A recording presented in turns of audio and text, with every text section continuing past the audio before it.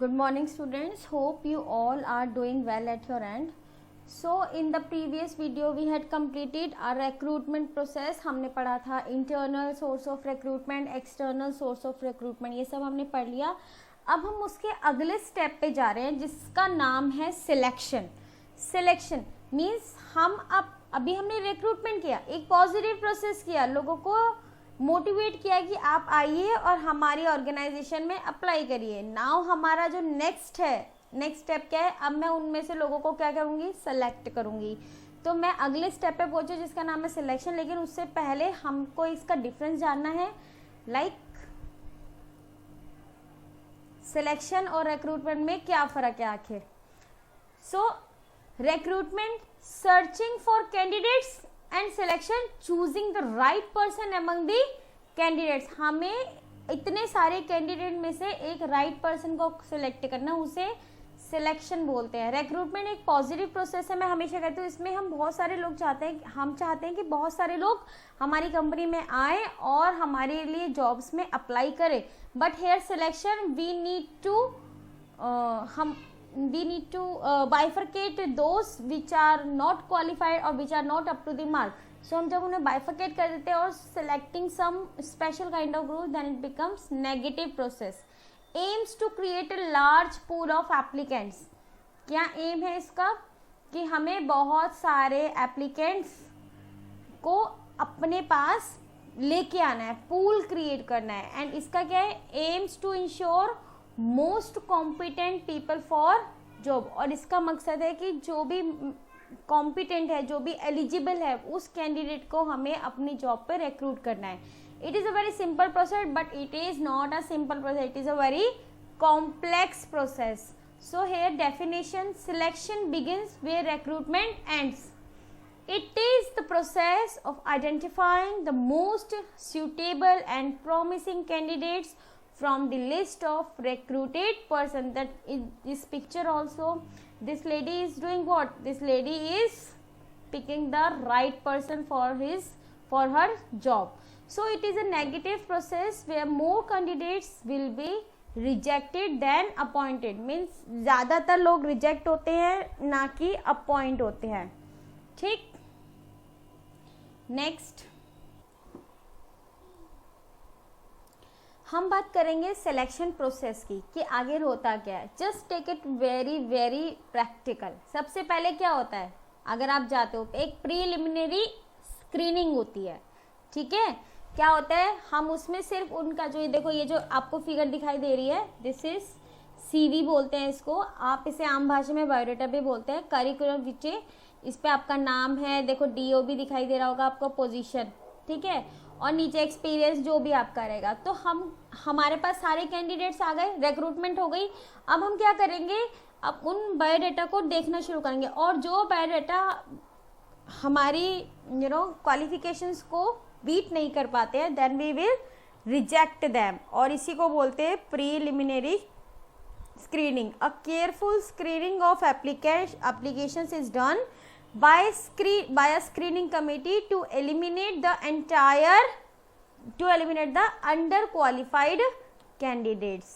ठीक है, तो ये हो गई हमारी प्रीलिमिनरी स्क्रीनिंग. उसके बाद करते हैं हम उनका टेस्ट. एक होता है सिलेक्शन टेस्ट. अगर मैं गवर्नमेंट जॉब की बात करूँ, स्टैंडर्ड तरीके से इसी तरीके से होता है, लेकिन उसमें प्रीलिमिनरी स्क्रीनिंग नहीं होती है. मीन्स जो लोग एलिजिबल होते हैं वो खुद ही अपने आप एलिजिबल क्राइटेरिया दे देते हैं और खुद ही फिल करते हैं फॉर्म. अगर आप एलिजिबल हो तो फॉर्म फिल करो, नहीं तो बेवजह आप फॉर्म भी फिल करोगे, सिलेक्शन भी हो जाता है, देन आपको फिर भी जॉब नहीं मिलेगी, है ना. सो यहाँ पे होगा एक आपका written test, a test to be conducted to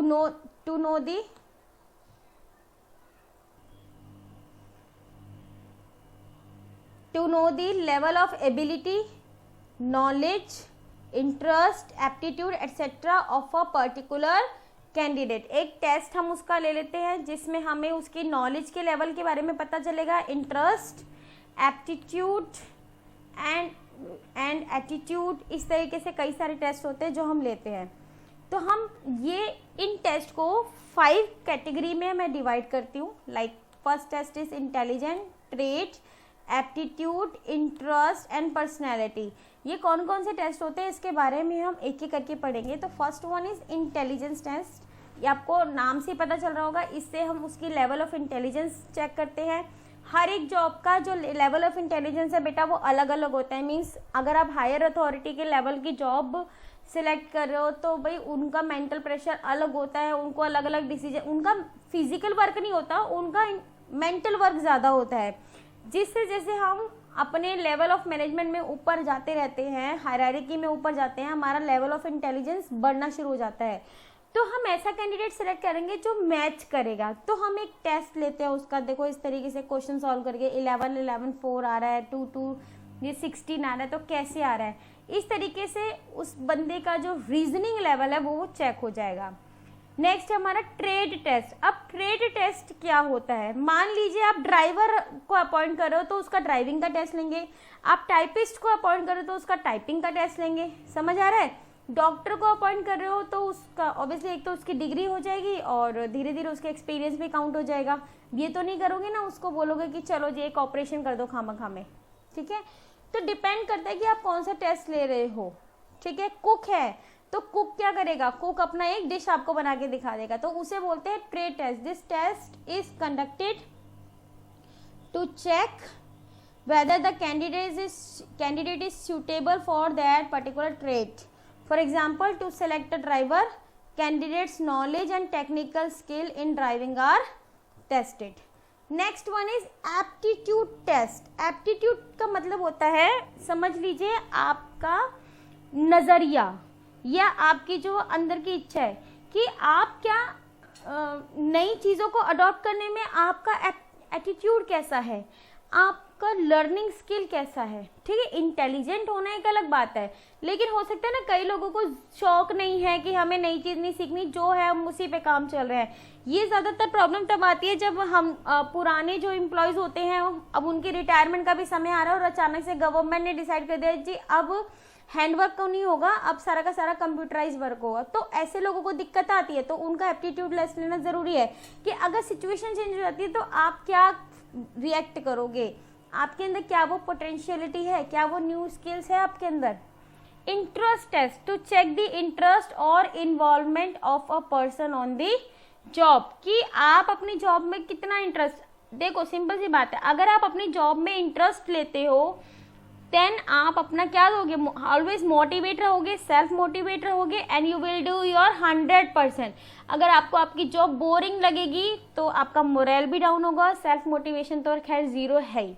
so it is very necessary कि आपका इंटरेस्ट कैसा है। अगर आपका इंटरेस्ट मान लीजिए प्रोडक्शन में ज़्यादा है तो जो कैंडिडेट आ रहा है उसको प्रोडक्शन दे देंगे, परचेज में ज़्यादा है तो परचेज दे देंगे, आपकी जो वोकैबुलरी स्किल्स अच्छी है तो आपको सेल्स भी मिल सकता है इसलिए। एंड नेक्स्ट है आपका पर्सनैलिटी टेस्ट। हम सबको पता है पर्सनैलिटी डजंट मीन कि आप आउटलुक में कैसे दिखते हैं।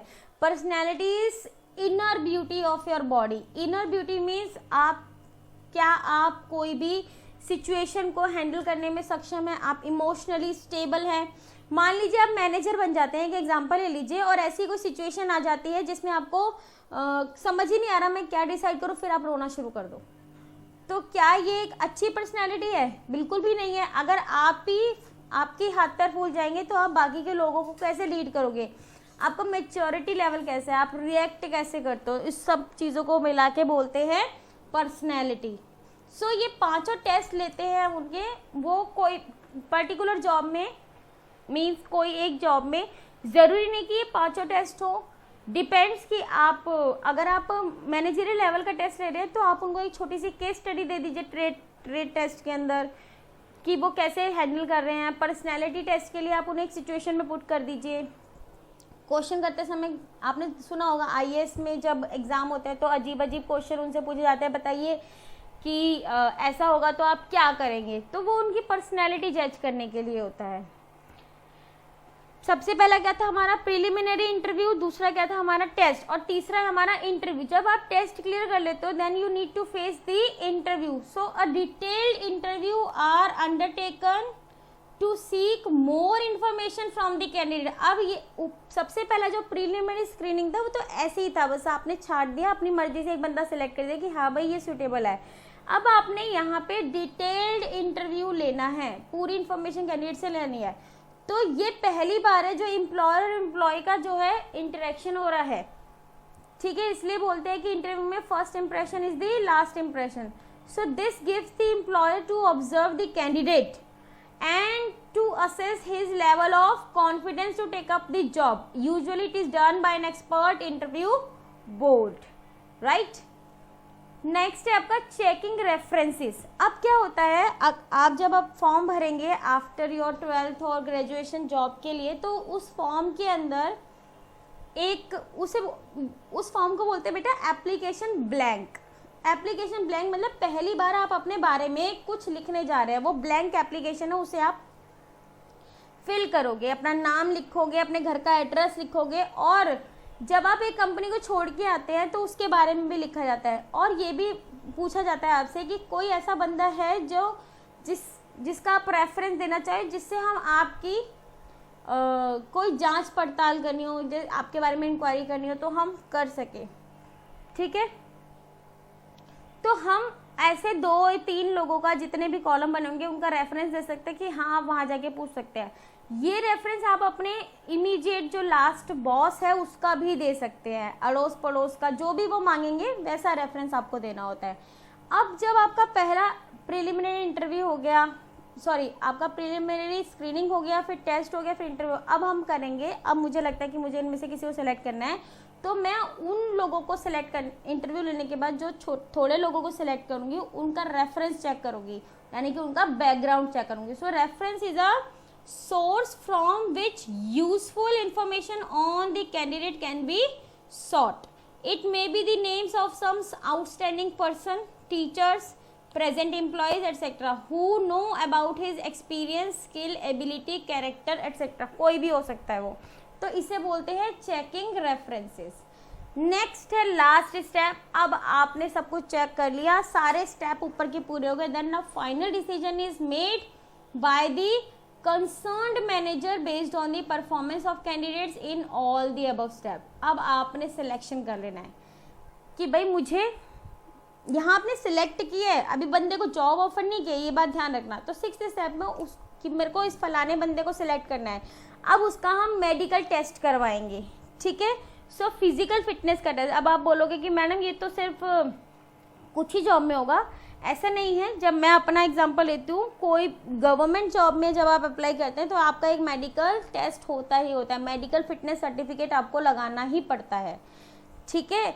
ज़रूरी नहीं कि मुझे कोई फिजिकल वर्क करना है इसलिए, but normally it is a process कि आप मेडिकल फिटनेस सर्टिफिकेट लगाएंगे।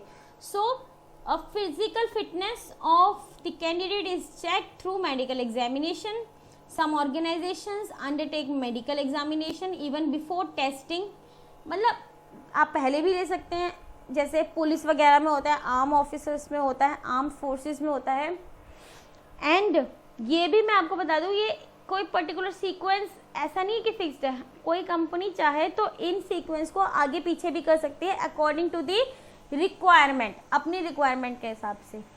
पर ये स्टैंडर्ड है, अगर पेपर में आएगा तो ये स्टैंडर्ड है। ये मत कहना कि मैडम पेपर में आएगा तो हम आगे पीछे स्टेप कर सकते हैं, बिल्कुल भी नहीं।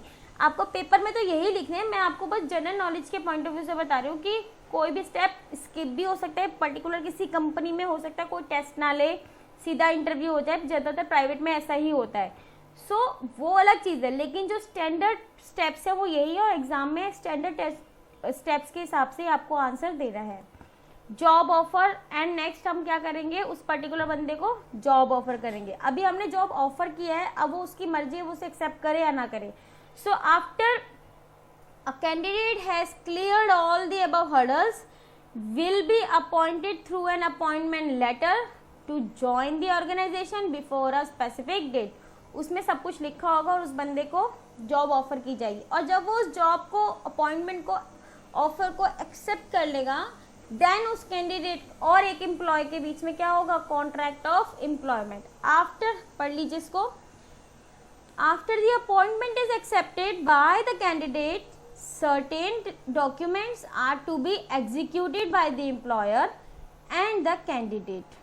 in which all terms and condition regarding the employment will be specified such as job title क्या होगा, duties, responsibilities, pay scale, allowances, work rules, termination method etc. सब कुछ उसमें लिखा होगा, फिर वो आपस में एक दोनों साइन करेंगे, उसे बोलते हैं कॉन्ट्रैक्ट ऑफ एम्प्लॉयमेंट. ठीक है, ये आपके स्टेप्स हैं. एक बार फटाफट से हम रीड आउट कर लेते हैं.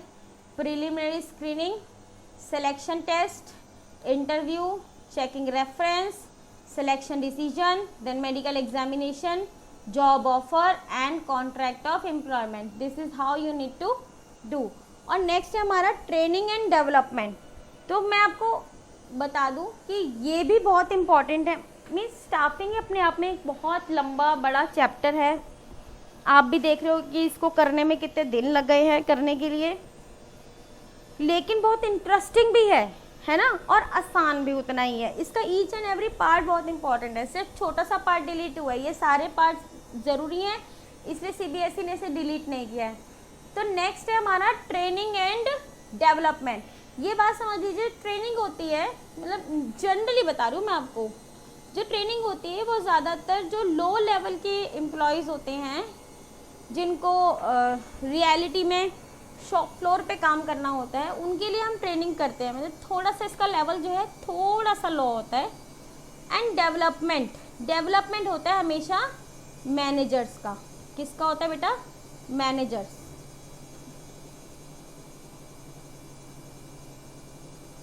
ठीक है, और ये हमारे आप एम्प्लॉय मान सकते हैं, मतलब ये बिल्कुल ही हाई लेवल पे है, एकदम हाई लेवल पे डेवलपमेंट. ठीक है, तो इसलिए ट्रेनिंग एंड डेवलपमेंट को इंक्लूड, क्योंकि आपने पहले रिक्रूटमेंट कर लिया, फिर सिलेक्शन कर लिया, अब आपकी बारी आती है. लोग जो आपकी कंपनी में आ गए हैं, जो आपकी कंपनी में लोग सिलेक्ट हो गए हैं, अब आप उनको ट्रेनिंग दीजिए, और मैनेजर अपॉइंट किया तो उनको डेवलपमेंट कीजिए. So training is the art of increasing the knowledge and skill of an employ for a particular job. कि हम इसमें एक पर्टिकुलर काम को करने के लिए उसको ट्रेनिंग दे रहे हैं. देखो फर्क क्या होता है कि मेरे को लैपटॉप चलाना नहीं आता, एग्जाम्पल, मुझे लैपटॉप की ट्रेनिंग मिल गई. ठीक है, मुझे ये फोटोकॉपी मशीन चलानी नहीं आती, तो मुझे उसकी ट्रेनिंग मिल गई, हो गई ट्रेनिंग हो गई, तो मेरी स्किल उस पर्टिकुलर काम को करने के लिए इंक्रीज हो गई. बट डेवलपमेंट में क्या होता है, हमारी ओवरऑल पर्सनैलिटी इंप्रूव हो जाती है. ठीक है, तो मेरा वो ट्रेनिंग नहीं है, वो मेरी क्या है, वो मेरी development. So its purpose is to enable, training का पर्पस क्या है, to enable them to do their jobs better. That's it. A capable and competent person may not do the best on his job unless he is systematically train.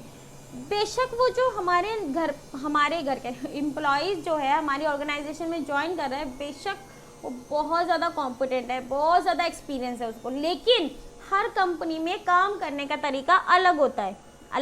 मानते हो? जब उसका काम करने का तरीका हो सकता है, कोई ऐसा सॉफ्टवेयर है जिस पे उसने काम नहीं किया, आज वो इस सॉफ्टवेयर पे काम करेगा, तो ऐसी थोड़ी ना उसको सॉफ्टवेयर पे बिठा देंगे, डिस्ट्रॉय कर देगा हमारा सॉफ्टवेयर, कुछ गलत एंट्री कर देगा.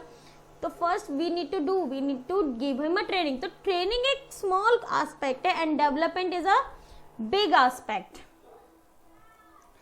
सो अब हम डेवलपमेंट के बारे में पढ़ते हैं. It involves the growth of an employ in all respects like personality development, motivation for growth and career planning.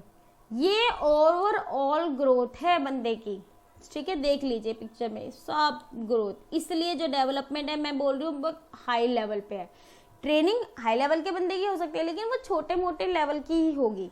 So thus employee development is more future oriented, concerned with education than employee training.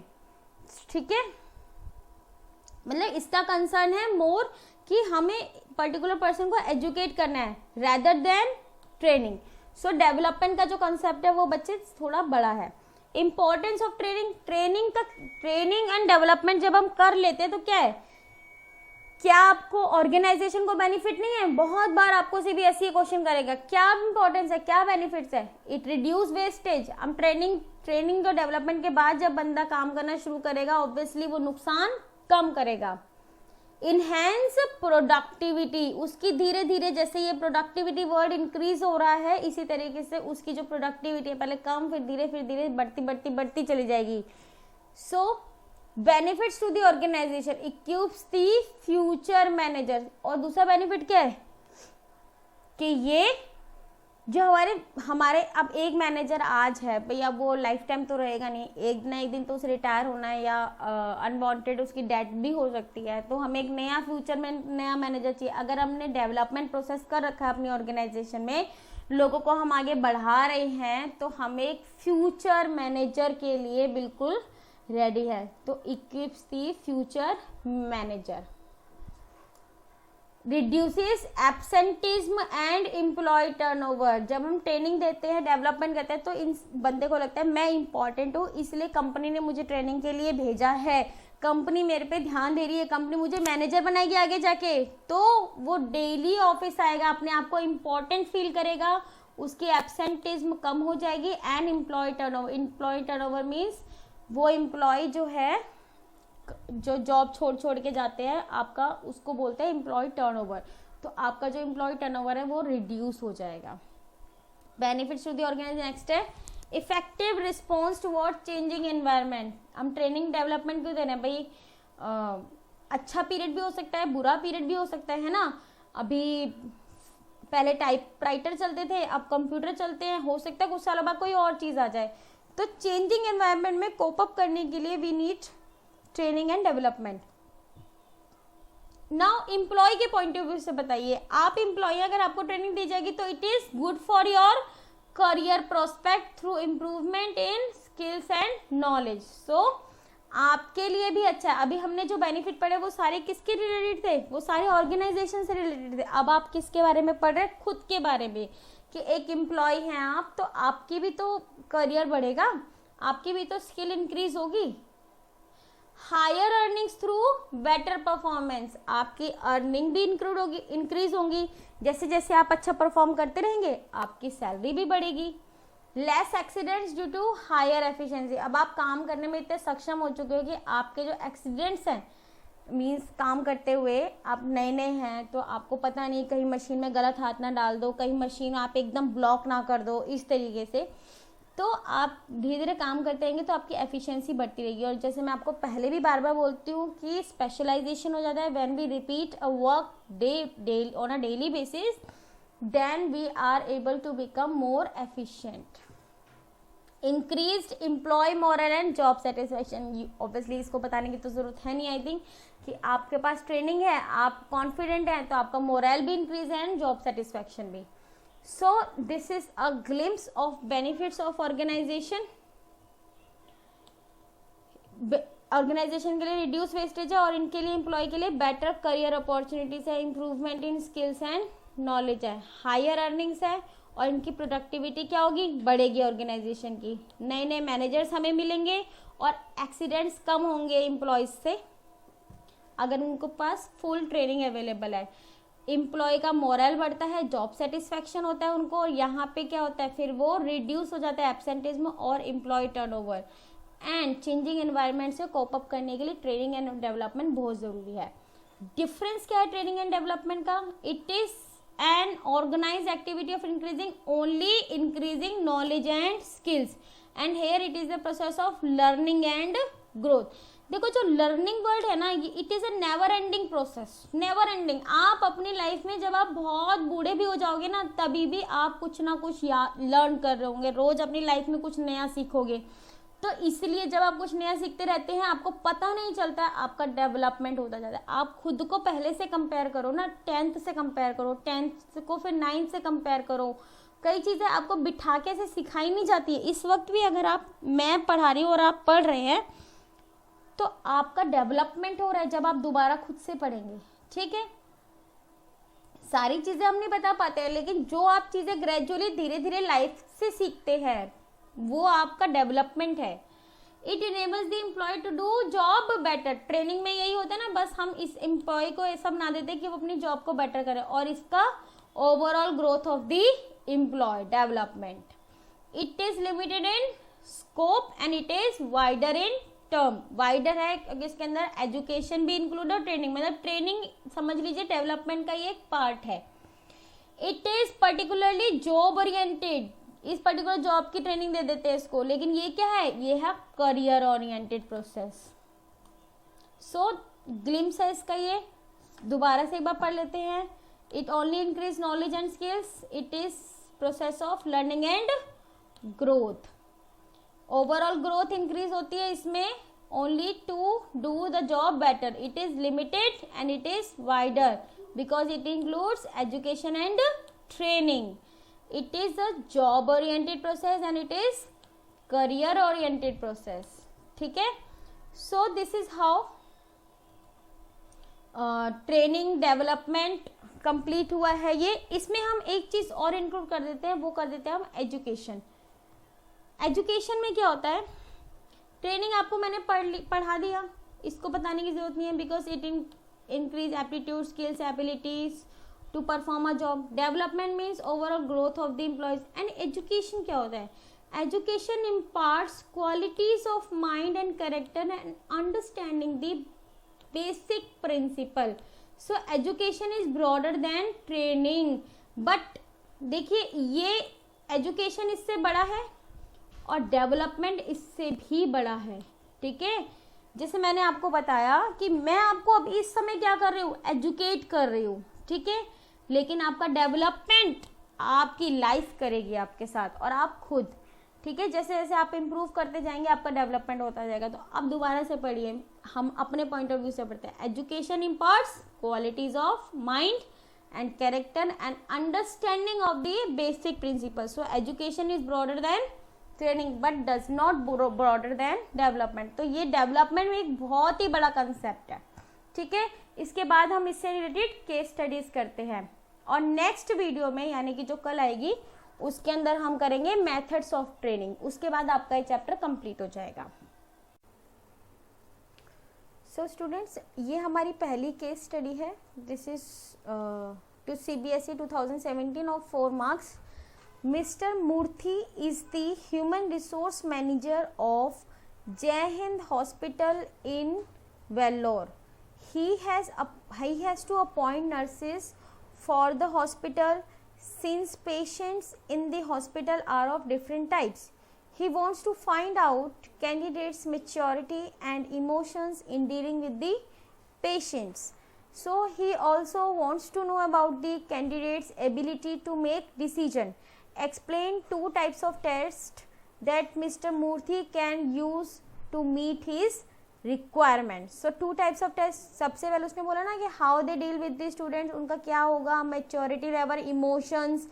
तो this is the personality test he need to conduct. And the second one is intelligence test because intelligence test तो हम किसी में भी इस्तेमाल कर सकते हैं क्योंकि उसमें डिसीजन लेना होता है. अगर आपकी ऐसी अथॉरिटी है जिसमें आपको डिसीजन लेना, यहाँ लिखा है ना ability to make decision. If ability to make decision है then intelligence test and personality test आपको दोनों कराने हैं.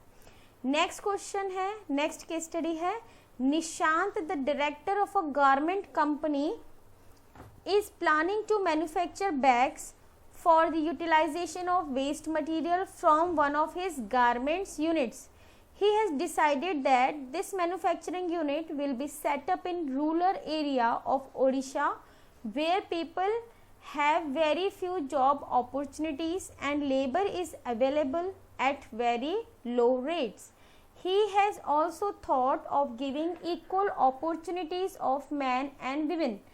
For this he wants 4 different heads for sales, accounts, purchase and production. He gives an advertisement and shortlist 10 candidates. उसने advertisement दिया तो ये क्या किया, उसने रिक्रूटमेंट किया.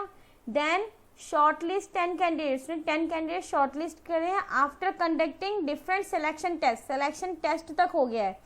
Now what you need to do, you need to identify and state the next 3 steps of choosing the best candidate out of the candidate shortlisted. तो अब हमें नेक्स्ट क्या करना है, उसने टेस्ट ले लिया, उसके बाद हम क्या करेंगे, उसका इंटरव्यू लेंगे. इंटरव्यू के बाद क्या करेंगे, बैकग्राउंड चेक करेंगे और बैकग्राउंड चेक करने के बाद क्या करेंगे, सिलेक्शन डिसीजन लेंगे. ठीक है. तो देखिए नेक्स्ट 3 स्टेप्स क्या होंगे. सबसे पहला इंटरव्यू, फिर reference and background checking and selection decision. एक और केस स्टडी हम पढ़ लेते हैं. A public transport corporation has hired 2000 buses for the different routes of passengers of metropolitan city. In order to fill vacancies, it advertised in the newspaper and number of applicants applied for the same. The company has to now undertake the process of selection to identify and select the best. Explain first 6 step. जो भी आपके first 6 steps है वो आप बता दीजिए. Involve in the process. सबसे पहला होता है प्रिलिमिनरी स्क्रीनिंग, देन आपका क्या होता है टेस्ट, देन इंटरव्यू, इंटरव्यू के बाद reference and background check, selection decision, medical, right. और मेडिकल के बाद क्या होता है जॉब ऑफर, जॉब ऑफर के बाद कॉन्ट्रैक्ट ऑफ एम्प्लॉयमेंट. बस आपको फर्स्ट 6 स्टेप बताने हैं. तो आपके जो स्टेप्स की जो सीक्वेंस है that should be exactly like that, जो आपकी होनी चाहिए, जो मैंने आपको अभी भी पढ़ाया है. सो क्लास, जैसे मैं आपको टॉपिक वाइज आपको पढ़ाती रहती हूँ केस स्टडीज़, तो काफ़ी सारी केस स्टडीज़ मैंने इन चैप्टर्स की, इस चैप्टर की करा दी है. नेक्स्ट वीडियो आपकी रिलेटेड विद द ट्रेनिंग होगी. सो ट्रेनिंग में आपके अब मेथड्स होंगे, ठीक है, और मेथड से रिलेटेड जो केस स्टडीज़ होगी वो हम आपको कल बताएंगे. So thank you so much. आप इसको रीड आउट कर लीजिएगा एनसीईआरटी से, और पूनम गांधी का रेफरेंस लेके जो भी रिलेटेड क्वेश्चंस हैं मींस ऐसे केस स्टडी के, वो आप ज़रूर गो थ्रू कीजिए, because case study he exam में आती है. Thank you.